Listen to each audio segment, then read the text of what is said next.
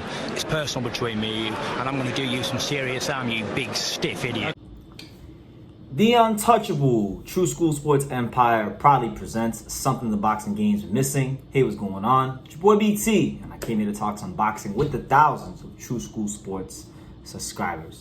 All right, so, right now it's a slow month in boxing, so we're probably going to talk about Inoue and Crawford in so many different types of ways. And I want to give a shout out, man. I'm no hater.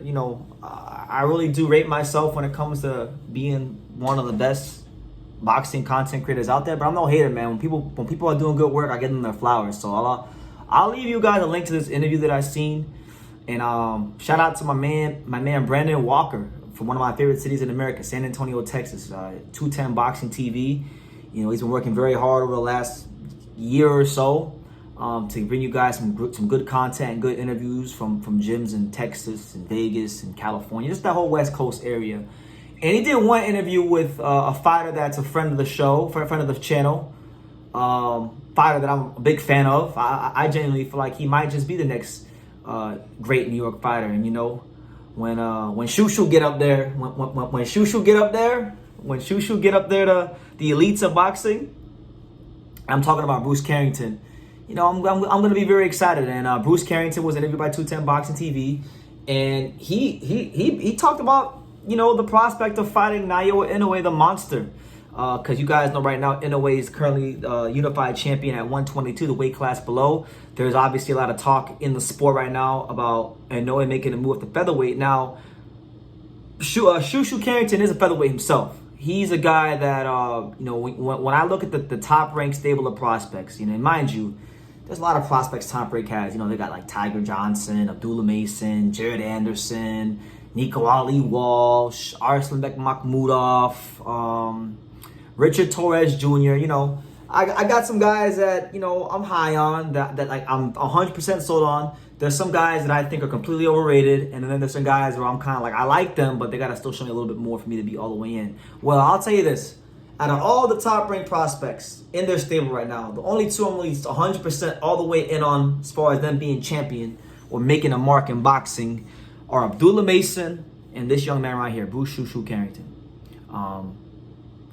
Good speed, good power, good boxing IQ. But most importantly, I think his best attribute is actually his mind. He's a very level-headed fighter, And with that being said, he stated his interest in fighting in a way. He said he hope he comes to 126, and he said that once he gets a name for himself in that division and prove himself, I hope he sticks around for me for sure. Now, that would be a real, obviously there's still a lot of things that got to fall into place for that to happen, but politically speaking, there's already some things that are lining up. Number one, Shushu Carrington is a top-ranked fighter. Naoya Inoue has a big co-promotional deal with Top Rank. Obviously, his main promoter is the Honorable Hideki Ohashi. But in the States, he's a top-ranked fighter, right? So Bruce Carrington wants to fight him. Now, Bruce Carrington, I feel like he is a different fighter than Stephen Fulton. First and foremost, he's a taller fighter than Stephen Fulton. He's pushing about 5'8".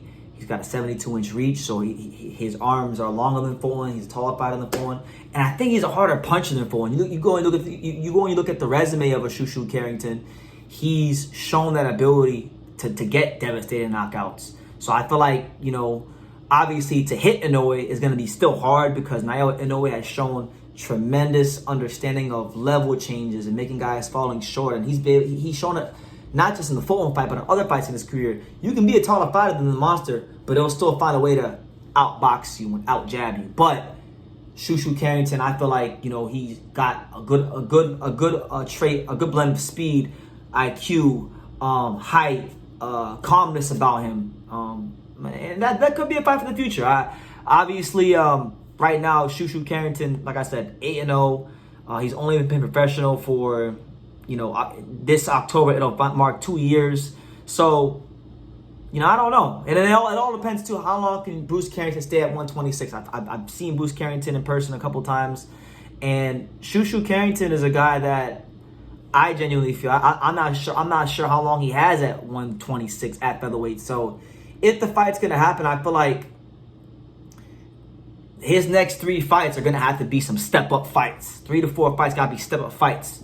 and he's gonna have to make a big impression. And then he's gonna have to probably, if he fights Inoue, be put in a sink or swim position. But Brownsville never ran, never will. That Brownsville part of Brooklyn, it's produced some killers over the years. Guys like Riddick Bowe, guys like Mike Tyson, guys like Daniel Jacobs, and he comes from that same cloth. And I like Shu-Shu because Bruce Carrington isn't a guy that's gonna talk.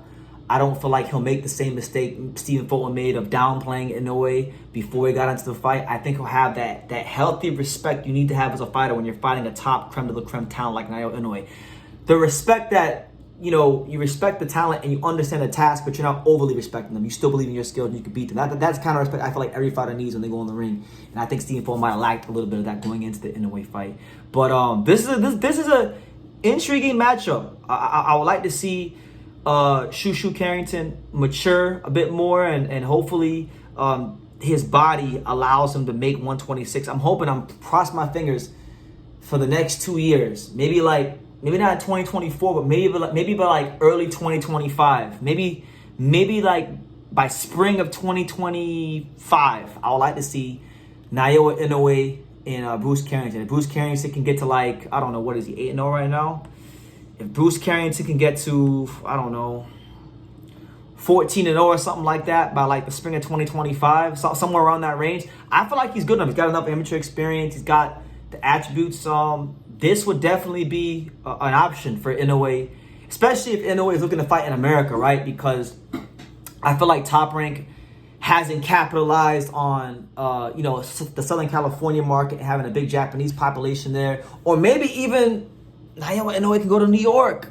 I mean, I know New York has an Asian community, but how many, let me see, Japanese population in New York. I'm not sure how many Japanese people live in New York, but I would assume there's got to be some sort of Japanese contingent in New York. Let's see.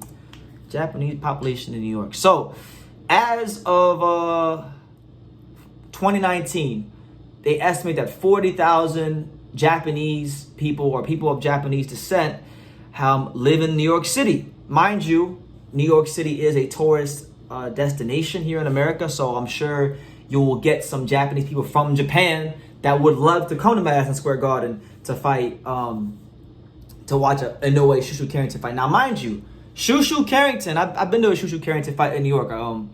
He already sells tickets. He's already a ticket seller. He already has a local good fan base. He's someone that I feel like, New York City should already be behind. And as he continues to progress and develop, they will get behind because he's a likable guy. He's a fun fighter to watch. There's just a lot to like about him. He kind of, in a sense, like his personality and the way he carries himself, he reminds me of Kevin Kelly. Very likable guy, upper echelon championship type of talent. Maybe we get like a Prince Nassim Hamed, Kevin Kelly type of event. I don't know. I'm out here thinking out loud, being the boxing fan that I am and being the boxing nerd that I tend to be. But Bruce Carrington threw it out there. So I know I've mentioned fights like Otabek Komatov, which is a fight I would love to see Naoya Inoue in if he comes featherweight. I'm obviously going to mention Angelo Leo, as I have in the past, who's supposed to return to featherweight himself soon. But this could be another option for him. So yeah, look out, look. We'll definitely watch this space as things continue to develop here on True School Sports. But let me know. I want to hear from you guys in the comments, all right? Naoya Inoue versus Bruce Shushu Carrington. I'm thinking like spring 2025. What you guys think in the comments down below? Leave your comments down below. Make sure you guys take the time to subscribe. And like I say in every single one of these videos, you can love me or you can hate me. But I'm just Kid from Daniel. So until next time, take care, guys. Thank you for watching another video on the untouchable True School Sports Empire. We're here at the Hatanaka Boxing Gym in Nagoya, Japan. And for more great videos just like this one, make sure you guys click right here.